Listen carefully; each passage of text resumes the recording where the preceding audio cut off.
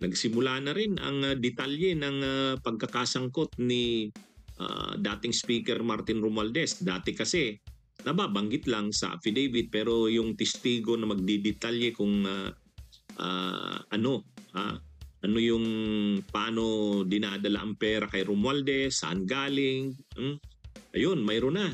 Ang nag-present mismo ng testigo si Marcoleta. Ang testigo niya ay isang dating Marines na security ni Saldico. Ang pangalan ay, ano ang pangalan nito? Itong dating security ni Saldico ay si ano ito? Orly Regala Guteza. Yun. Dating sundali ito, Marines. Ngayon, kasama siya sa mga security ni Saldico. Sabi niya, 90 raw silang security ni Saldico. Matindi, ano? O ngayon, sila daw yung ang grupo niya daw, sila yung taga-secure ng mga maleta ng pera. Yung maleta ng pera, may pagkakataon daw, halimbawa, mayroon silang 46 na maletang dala. 46 na maleta, parang 48 million yata ang laman ng bawat maleta. 48 million ang laman ng bawat maleta. Tapos yung 46 na yun na maleta, example lang yun, hindi ibig sabihin na yun lang. Makailang beses nila ginagawa yan sa kada linggo, ganun karaming pera. 48 halimbawa, dadalhin nila yan dun sa, ang 35 na lang ang ikakarga nila sa van, tapos dadalhin nila sa bahay ni dating Speaker Martin Romualdez sa McKinley, sa Taguig. Yung 11 na iwan doon kay Saldico. So ang pinapakita dito, mga kabunyog, mga kababayan, dito sa testimonya nito ni Orly, apelyido nito, nakakalimutan ko, Guteza, testigo ito ni Marcoleta. Ang lumalabas dito, yung mga, nung nakaraan pinag-usapan natin, yung mali-maleta ng pera na natatanggap ni Saldico galing kila Alcantara. Nung last time, ilan ba yun? 20 maleta yun, di ba? 20 maleta na tig 50 million, na ang halaga nun ay 1 billion. O talagang pagkakakuha pala nun, dinadala sa kay Saldico. Tapos pagdating naman kay Saldico, dinidistribute niya na. Pero may portion doon na iiwan kay Saldico. Kung paniwalaan itong sinasabi ni Orly Guteza, doon halimbawa sa 46 na maleta, 46 na maleta, ano yun? 11 daw ang naiwan doon kay Saldico, ang 35 diniliver nila kay Romualdez. Ganyan ka, At hindi, yan ay isang example lang. Mga ilang beses nilang ginagawa yan. At sinisecure nila yan kasi sila yung mga security. Ang code daw na yan, ng mga ginagawa nila yan, dalhin nyo na itong basura. Basura ang code na ginagamit nila. Pero dun sa maleta, alam nilang pera yun kasi may nakalagay dun kung magkano. Kaya ito, mga kabunyog, mga kababayan, matindi na. Si Romualdez na talaga ang dito nababanggit. Kaya lang, syempre, kailangan pa ito ng dagdag na mga ebidensya at testigo kay Romualdez sa involvement ni Romualdez. Ang pinakamatindi niyan, kung si Saldico na talaga ang magdawit kay Romualdez, hindi natin alam kung saan patungo itong investigasyon na ito, mga kabunyog. Pero ang pinapakita dito, itong driver ni Saldico, security, isa bahagi ng security ni Saldico, ito na mismo ang ngayon, kino-corroborate. Ang ibig sabihin ng kino-corroborate, parang pinapatibay palalo nito yung sinabi ni Bryce Hernandez.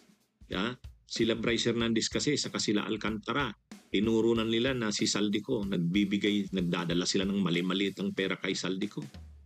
O ngayon, ang pinapakita na dito, yung mali-malitang perang papunta kay Saldico, hindi lahat kay Saldico yun. May naiiwan kay Saldico, may napupunta kay Martin Romualdez.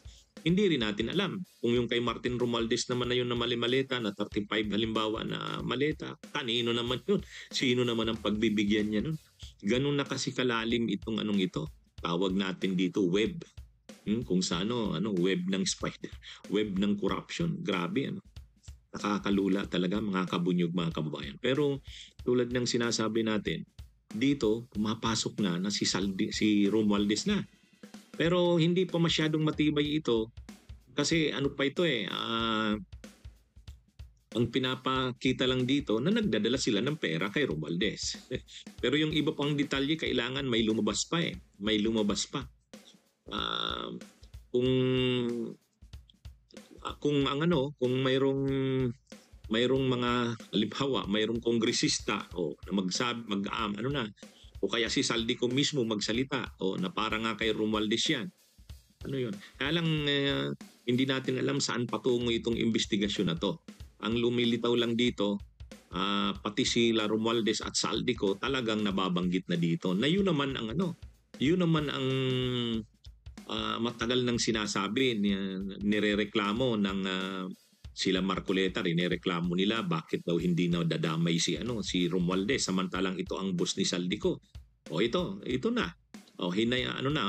Nababanggit na si Romualdez. So ang tanong na lang, mayroon pa bang ibang titistigo kaya laban kay Romualdez? Lumawak kaya ang mga mga ebidensya at testigo laban kay Romualdez? Aabangan natin yan mga kabunyog, mga kababayan. Sa ngayon, ang malinaw dito, nagsimula na ang paglalabas ng mga testigo laban kay Romualdez. Pero kulang pa yan. Hindi tulad kay Saldico na medyo tambak na. Tambak na. Nabanggit na ni Bryce Hernandez, nabanggit na ni Alcantara, nabanggit na ni Yusek Bernardo. At ito mismo, itong security mismo ni Saldico. So medyo tambak na kay Saldico. Ang kay Romualdez medyo kulang-kulang pa kulang-kulang pa. Pero malalaman natin yan sa darating na mga araw kasi pag nasusulkol ang magsasalita at magsasalita yung mga yan. Hindi natin alam sino. Si Saldico, kung iwan natin, kung masukol ng todo yan, baka magsalita. Ano pa ito mga kabunyog, mga kababayan? Parang telenovela ito, ang haba pa ng mangyayari dito at ang pinag-uusapan pa lang natin, flood control. Ang flood control na pinag-uusapan natin, Bulacan pa lang. Naman halos ng probinsya na may flood control. Posible ganyan din ang nangyari. Pag dumating na tayo sa infrastructure projects na iba pa, roads, tulay, grabe rin yan. Kaya abangan natin mga kabunyog, ang mangyayari dito. Bunyog, bunyog, halikan na kasama ka. Bunyog, kapag buklod ay may pag-asa. Luzon, Visayas, Mindanao, isa ang pananaw. Sa bagong Pilipinas ang bunyog isisigaw. Bunyog.